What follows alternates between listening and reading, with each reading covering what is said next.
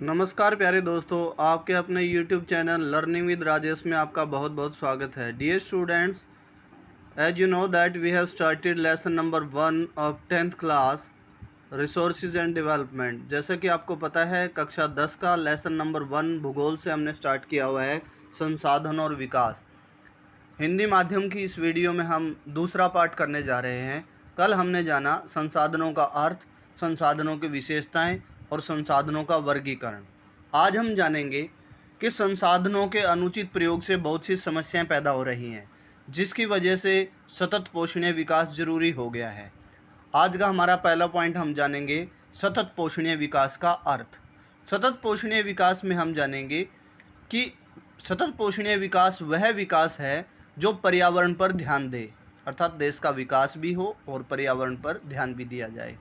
और यह मनुष्य को ये धारणा देता है कि संसाधनों का प्रयोग हमें आने वाली पीढ़ी को ध्यान में रखकर करना चाहिए, कि ताकि आने वाली पीढ़ी को संसाधनों की कोई समस्या पैदा ना हो।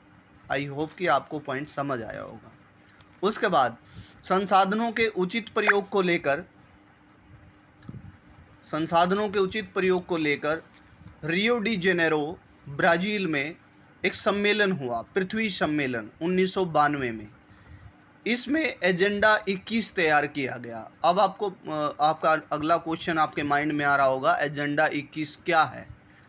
एजेंडा 21 सतत पोषणीय विकास को लेकर तैयार किया गया। इसमें निम्नलिखित बातों पर ध्यान दिया गया कि हम पर्यावरणीय समस्याओं पर ध्यान दिया जाएगा। जो भी देश रियो डी जेनेरो सम्मेलन में जिन्होंने भाग लिया था, उन्होंने एजेंडा 21 में बताया कि वो पर्यावरणीय समस्याओं पर ध्यान देंगे। अन्य समस्याएं जैसे गरीबी, बेरोजगारी पर भी ध्यान दिया जाएगा।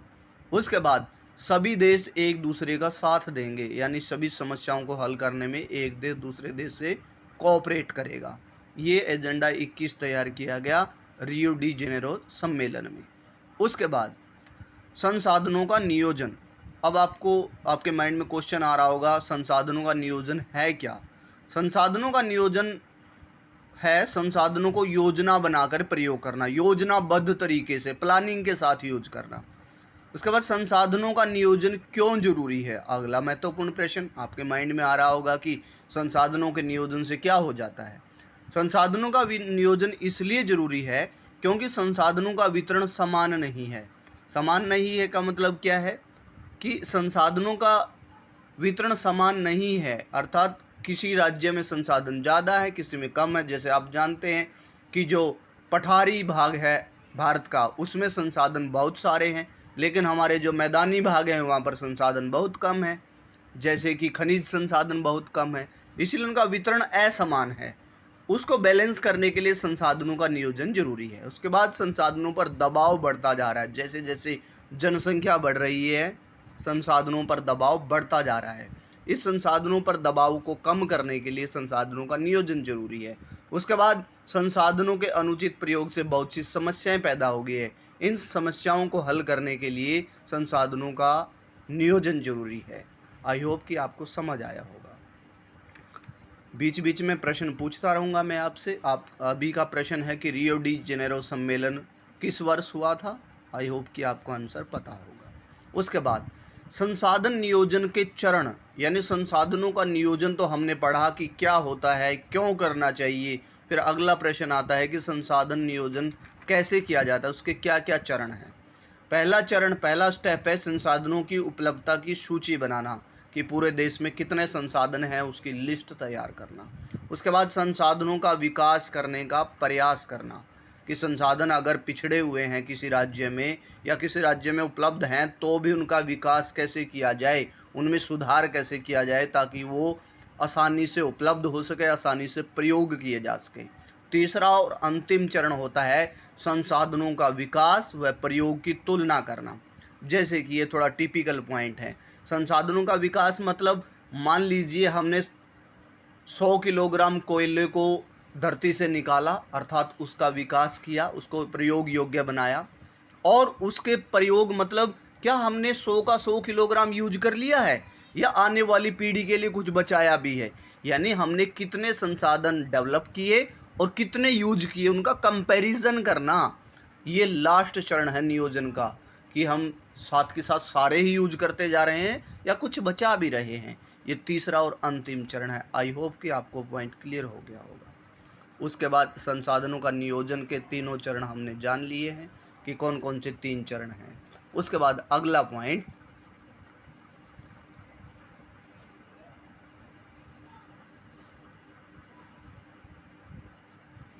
पॉइंट, है संसाधनों का संरक्षण। संसाधनों का संरक्षण हमने जाना कि संसाधन का बचाव, कंजर्वेशन ऑफ रिसोर्सेज क्यों ज़रूरी है, क्योंकि संसाधन सीमित हैं। ये आपने पहले ही पढ़ रखा है कि संसाधन सीमित मात्रा में है, जैसे खासकर कि अनवीकरणीय संसाधन सीमित मात्रा में है। उसके बाद जो समस्याएं पैदा हो रही है संसाधनों के अनुचित प्रयोग से, उसके समाधान के लिए भी संसाधनों का संरक्षण जरूरी है। क्योंकि अगर हम ऐसे ही यूज करते रहे, ऐसे ही प्रदूषण बढ़ता रहा, ऐसे ही ग्लोबल वार्मिंग बढ़ती रही, तो संसाधनों का संरक्षण नहीं होगा तो ऐसे ही समस्याएं भी बढ़ती रहेंगी। उसके बाद सतत विकास के लिए, सतत पोषणीय विकास के लिए भी संसाधनों का बचाना जरूरी है। क्योंकि संसाधन नहीं बचेंगे तो आने वाली पीढ़ी को नहीं मिलेंगे, और आने वाली पीढ़ी को नहीं मिलेंगे तो हम उस विकास को सतत पोषणीय विकास नहीं कहेंगे। उसके बाद 7वां पॉइंट, भू संसाधन महत्वपूर्ण क्यों है। अब हम जानेंगे भू संसाधन के बारे में। आधे अध्याय में हम पूरा यही जानेंगे कि भू संसाधन महत्वपूर्ण क्यों है। उसके बाद लास्ट में हम मृदा संसाधन के बारे में भी जानेंगे। अब कक्षा 8 में भी आपने पढ़ा एनसीईआरटी में कि भूमि एक महत्वपूर्ण संसाधन है।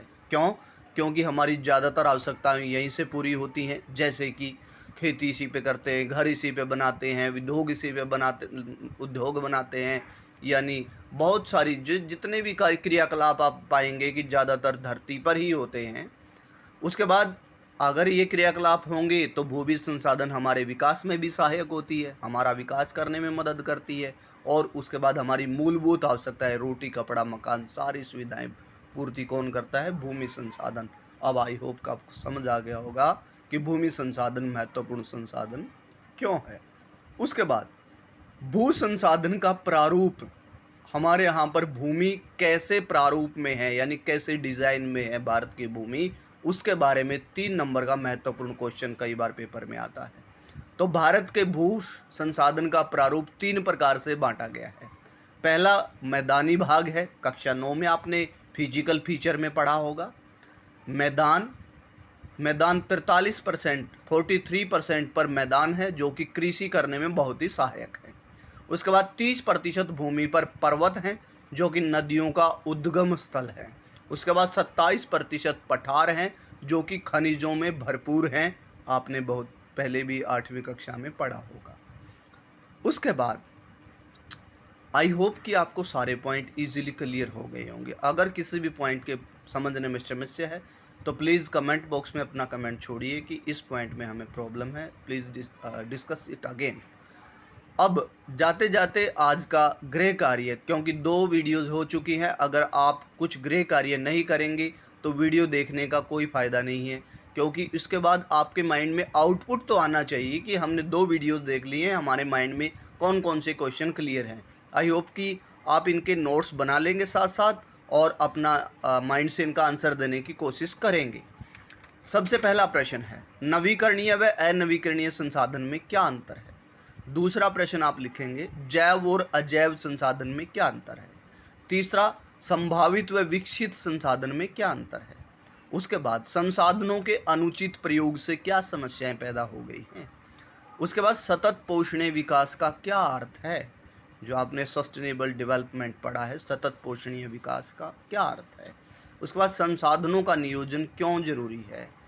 और अगला 7वां प्रश्न है, संसाधन नियोजन के कौन कौन से चरण हैं। अंतिम प्रश्न आज के लिए, भूमि महत्वपूर्ण संसाधन क्यों है। I hope I am 100% sure that you will answer all these questions. मुझे पूरा विश्वास है कि आप सभी प्रश्नों के जवाब देने में सक्षम होंगे। आई होप कि आपको सेशन पसंद आया होगा। अगर सेशन पसंद आए तो प्लीज़ लाइक कीजिए, सब्सक्राइब कीजिए चैनल को, और ज़्यादा से ज़्यादा शेयर कीजिए, ताकि कक्षा 10 के हिंदी माध्यम के बच्चे अपने अच्छे से नोट्स बना सकें और एसएस की अच्छे से तैयारी कर सकें। Thank you. and have a nice day.